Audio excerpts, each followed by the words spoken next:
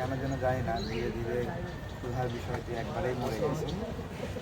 এখন যেটা হয়, মাথা অনেক যন্ত্রণা হয়। আমরা আমাদের দলকে নিবন্ধিত আকারে চাই। আমার সহযোদ্ধা যারা দীর্ঘদিন ধরে লড়াই সংগ্রাম করছে, সামনে যে নির্বাচন আছে, এই নির্বাচনের যে পট তৈরি, সেই পট তৈরিতে আমাদের সংগঠনের সহযোদ্ধাদের অনেক কষ্ট এবং ত্যাগ আছে। তারা এই পট তৈরিতে ভূমিকা রাখলেও তারাই নির্বাচনে অংশ নিতে পারবে না, এটা আমার জন্য খুব কষ্ট হচ্ছে। এটা তো দুই একটা আসনের ক্ষেত্রে বিভিন্ন দলের সাথে লিয়াজু করা যায়, কিন্তু আমি আমার সংগঠনের যদি 20% জন নির্বাচন করতে চাই, সেটা কি কোনো সংগঠন থেকে হেল্প করবে? ওই বিবেচনায় আমরা আসলে তো নাগরিক সংহতি প্রোগ্রাম আমাদের একটা ব্যানার আনছে, ওটা আনলেই শুরু হবে।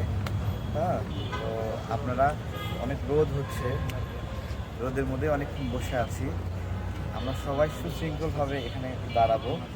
আপনারা সব মিলিয়ে 10-15 মিনিট নাগরিকদের প্রতিনিধি হিসেবে এই সবাই 1-1.5 মিনিট করে আজকে 10 জন একটু মতামত রাখবেন। তার মধ্য দিয়ে 10 জন 1.5 মিনিট করে বললে 15 মিনিট হয়। আমরা আশা করছি 15 মিনিটেই আমরা শেষ করতে পারবো, 20 মিনিট সর্বোচ্চ হবে। ঠিক আছে, ইনশাল্লাহ। তো আমাদের আরও অনেকে আসবে, পথে আছে, মেসেজ দিচ্ছে আরেক ভাই আগে শুরু করেন না। ঠিক আছে, আগে শুরু করেন না, এইভাবে মেসেজ দিচ্ছে। এই যে আমাদের ভাইরাও অনেকে এদিকে চলে আসছে। আসসালামু আলাইকুম। মানে বিদ্রোহ করলেন, ওইটাই একটা ডিক্লারেশন ছিল।